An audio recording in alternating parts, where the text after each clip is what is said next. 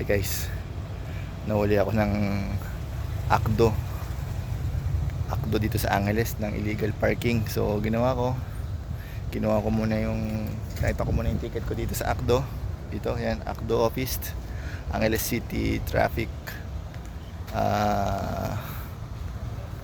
DO. Tapos binayaran ko sa City Hall, ayun yung City Hall. Pagkabayad sa akin, binigyan ako ng resibo. Punta ako rito sa pinaserox yung resibo.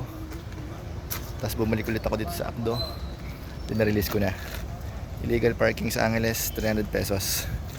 So medyo okay na rin.